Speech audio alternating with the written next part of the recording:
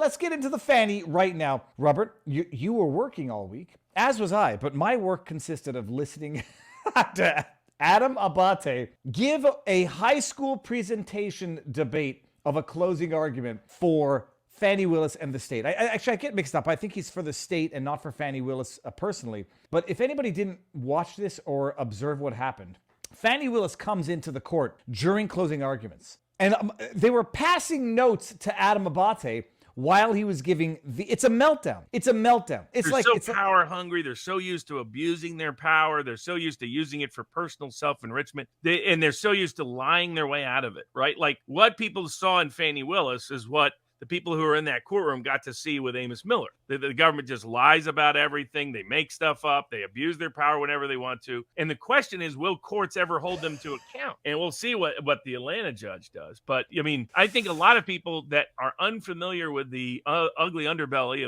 of the American legal system, particularly when it involves prosecutors in the state, whether it's the Attorney General of Pennsylvania, the Department of Agriculture of Pennsylvania, or the Fulton County DA, or the so-called special counsel Jack Smith, or Merrick Garland of the Justice Department, who's out telling people how he's going to try to make sure they can steal 2024 at a church on Sunday. He was talking about this today. That what you're seeing is the real truth of who, and you can see. Imagine if those Georgia proceedings had not been video broadcast.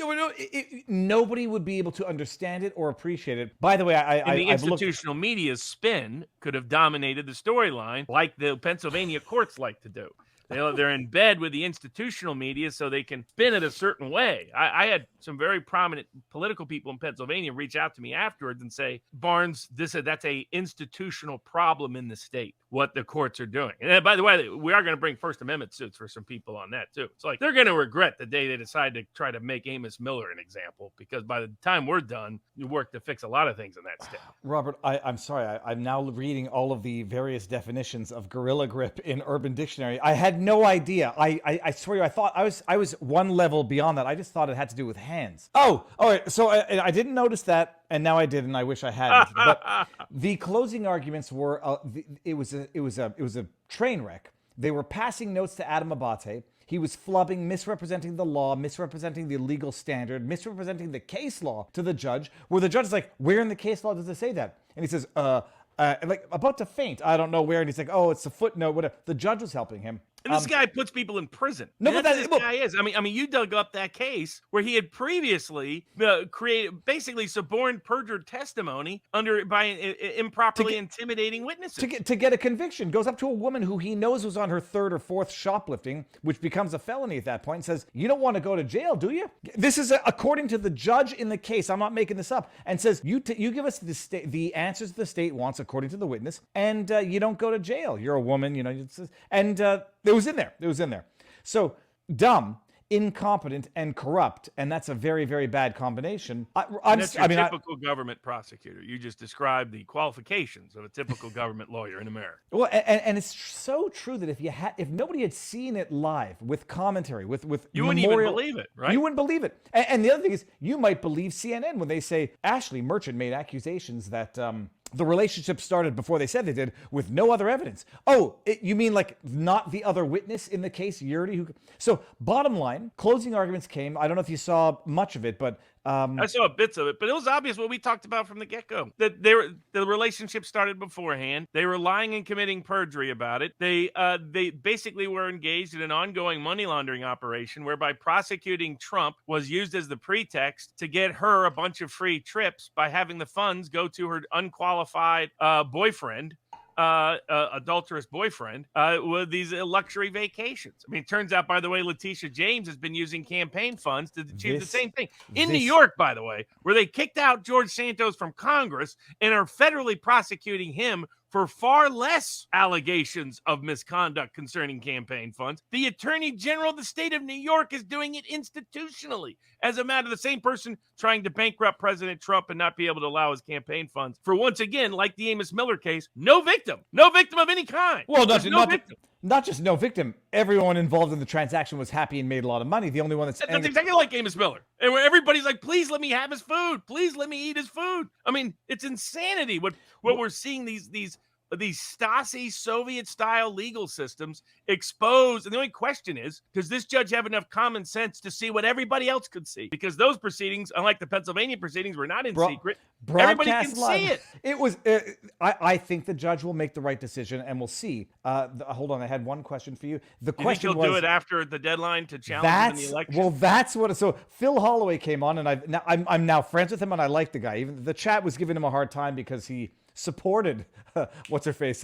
What's her name? Fani Willis. He supported her. He said he had a lawn sign on, and he said he supported her knowing that she was, running with the Get Trump campaign. I see, dude. That's the guy now that you want to make friends with, not alienate. He was seemingly supported Fani Willis when she was campaigning on that, and now he is firmly on board with she went too far, and he's probably going to vote Trump. So you want to alienate a guy that's now on your side because he's seen the corruption? No, don't be stupid. But is he going to wait? He's going to wait. There's no question that the decision would take too long. When is the deadline for challenging? Phil said give or take mid to end of March, so we're there. Yeah, so he'll issue an order in April. April, and no skin off anybody's back. Issue an order that disqualifies Fani. He'll get some activist nincompoop, running in the race. He might get one now anyhow, and that might piss him off even more. I think everyone has seen it's politically popular now to kick Fani off the case, to kick Nathan Wade off the case, and to bring down the hammer on these nincompoops. I thought the best closing argument was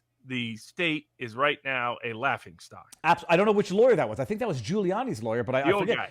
Yeah, he's like, it's a laughingstock. Period. Everybody knows it. I'm making the jokes, and they're getting a lot of laughter on the internet. So I think the judge is going to get it right sooner than later, maybe later than sooner, but we'll see. But bring it back to not Fani Willis, Letitia James. Robert, first of all, I try not to make these observations. I mean, it's Alvin Bragg, Letitia James, Fani Willis being subsidized by a man who has decided he can make more of an impact at the state level than at the federal level, George Soros. I mean, this is a well-designed plan that people are now catching on to, so it doesn't have much life left in it. But the news of the... I need to give credit to the person who did it. I'll get that in a second. The news of this breakdown from an independent journalist is that Letitia James has been using her campaign donations like a slush fund, whatever the hell she wants to call it, to go out for dinner, Dunkin' Donuts, hotels, flying around. Some of the stuff I can be the forgiving. Same thing Swalwell does. When he's not busy banging Chinese spies, he's using campaign and congressional funds to take luxury vacations. Well, it's still not clear. Apparently paid in cash for some Super Bowl tickets, and people are like, where did that come from? So that's just the official. That's the unofficial story at the moment. But yeah, what you're seeing is how these systems really operate. They're power mad systems of corrupt, sociopathic people who, when caught, are used to getting away with it by just lying.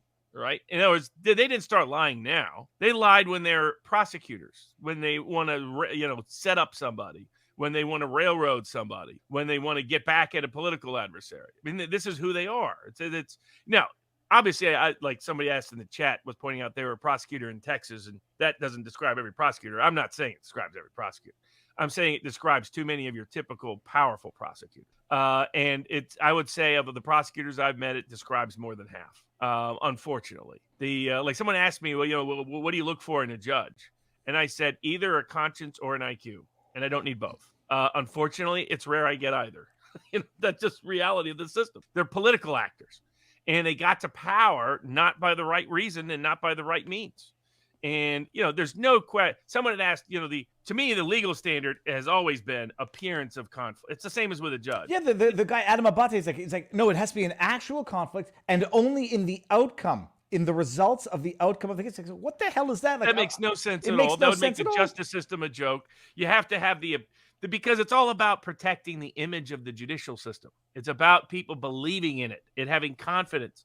The moment people realize it's a sham is the moment their power disappears. This is V for Vendetta. This is actually what the Einstein Institute used to tell people that helped create revolutions around the world.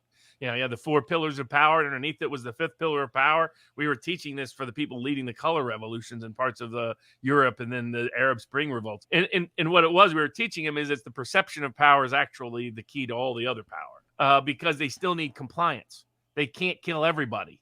And as long as they can't kill everybody, they need mental compliance. Here, if they don't get mental compliance, they're out of business. I had this conversation with a prosecutor in Maine years ago about tax cases. And he was like, look, if we get to 20% of the people who challenge whether this is legal, we're going to lose our entire tax basis. And I was like, well, you shouldn't prosecute my client because I'll make sure every lobsterman in Maine believes that by the time I'm done with the case, whether you get a conviction or not. And then he came up with a good resolution in that case. But it's because the perception of power is critical. So all of the ethical standards governing both judges and prosecutors is about that perception of power. And that's why it's the appearance that matters. It doesn't matter whether there's an actual conflict or not.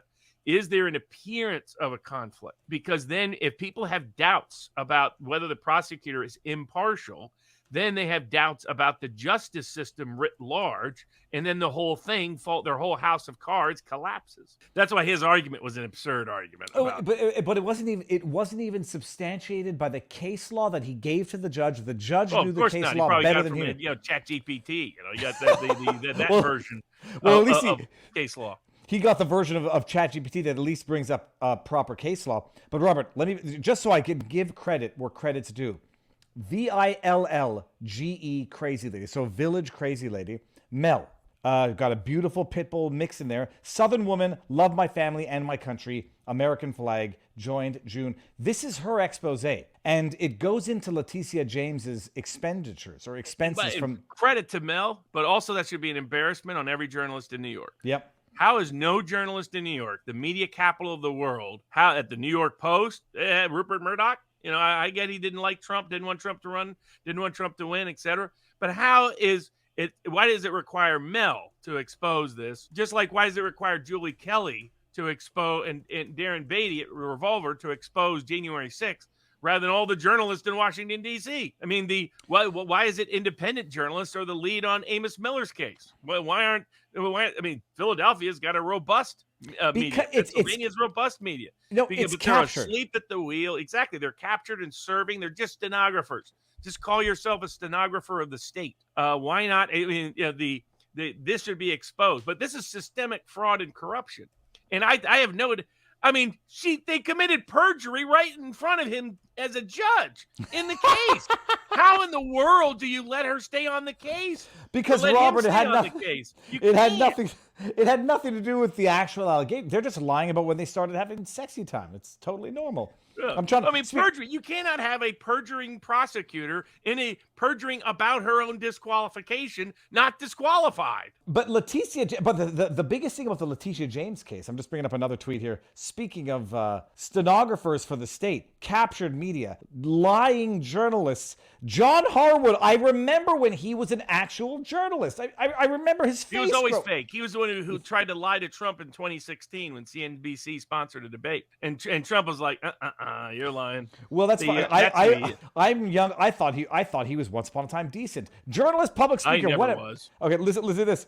We have crime. We have migrants. Some migrants commit crimes. Crime rates are falling. That's the lie right there, by the way. We do not have a growing... That's the second lie. That's just something demagogic politicians seeking votes like... Is he a journalist? Or is he'd be a better press secretary than Karine Jean-Pierre? Maybe, hey, John, go. You might get a pay upgrade. Well, that's what they all really are. They're press secretaries for the state. The issue with Letitia James disclosures, and it's the big one that Mel gave, and I put her link out in Rumble. It's the ghost donors. How the hell are they getting so many out-of-state donations at small amounts that are... Well, James O'Keefe has been uncovering this, and other groups have been uncovering this, that people are giving money that didn't know they gave money. That I think they're using bots and AI and their control over the political control over systems like PayPal, which are owned by ideological adversaries of the conservative cause and by the ideological allies of Letitia James, that something has happened and that they are somehow getting donations from people who, when people like James O'Keefe follow up with him when he's not busy asking Judge Engeron how he's doing there at the gym. I guess they got James permanently banned from that gym facility for forever. For that video is classic. And it turns out, of course, the judge is a perv. That doesn't not surprise you at all, right? I mean, any 75-year-old guy that tries to show off his body, and you're like, "What, buddy? That's nothing to show off anyway." That's like Fanny's, little phraseology. You do kind of feel bad for Nathan Wade, man. Well, he must have worked. Well, Trump is now going there. Trump's like, he was good at something. It just didn't have anything to do with the law. He's a superstar, Robert. I mean, but this is a joke. The Georgia justice system looks like a joke. They have to disqualify her. There's no other choice. Under the facts, under the law, under the politics of the situation. Well, and I agree. The judge will wait until after the deadline to challenge him before he issues that opinion. It's happening. Now, but the other question is this. Given what Mel Village Crazy Lady disclosed on Letitia James, do other people delve into it? Are there going to be... I'm sure somebody somewhere is going to have to at some point. Now, to be honest, I mean, Trump has a mixture of lawyers, but Trump, like, for example, this great stuff with Fani Willis is because she was stupid enough to prosecute too many people. Trump's people probably wouldn't have uncovered this. God bless them, but this didn't get uncovered by Trump's people. It got uncovered by other defendants' lawyers. Yes. Because when you go after that many people, then there's going to be somebody on that list. Like, you don't, if you have an IQ over 50, you don't go after Jeffrey Clark. You're going to go after a great lawyer who's going to hire a great lawyer? How dumb do you have to be? Well, and not just you that, have to be dumb enough to be Fani Willis, who think you could lie on the stand and get away with it. But no, they have my cell phone records? What? I thought the same things I've been putting people in prison for? Oh, and he stopped by at 12:35 and left at 4:30 in the morning? What was that for? A special emergency legal conference? I don't think I've ever had a special emergency legal conference where I had to go over to somebody's house from 12:30 in the morning until 4:30 in the morning. You know what? I'll tell you one thing, Robert. Even if you did, if you're a married person, you don't go there anyhow. But no, he went for the gorilla grip, apparently. No, but that's exactly right. You got Ashley Merchant, who blew this thing wide open. And it's funny, like, we watched the closing arguments. Ashley Merchant's husband gave the first intro of the closing arguments. He was good. It was, it was the call of booty, as the meme says. But then Sadow pleads better. He pleads better than most. Well, I know Sadow. He's old school. He's an old school criminal defense lawyer. Yeah. So he's going to be good at that, and not so much the investigative side. He's going to be good at the pleading side and talk in front of a jury. He defended all the Gold Club people. Man, he has some stories. I can't share those here. Maybe I'll share them at vivabarneslaw.locals.com, maybe with a bourbon or something. But we shared some stories back in the day. We had some mutual clients. I was just reading some of the chat in Rumble, and I probably to be honest, if Trump had put more of the right people on, they should have outed that about Letitia James already. But credit to all the independent journalists out there, like Meg and others, uncovering it for us. Now, but some people are going to say they're going to go with the 4D, 5D chess. Let the conviction come down so that you can then embarrass Letitia James more. It should have been brought out earlier, but right away, absolutely. And this was great work exposing Fani. I mean, that was it. But again, that's because they went after way too many people. This was going to be fought on every direction. That case is blowing up. The Florida case with Judge Cannon is already blowing up. And now the Supreme Court has taken the Trump immunity case. They were all squealing and crying at MSNBC. You would have thought the world ended.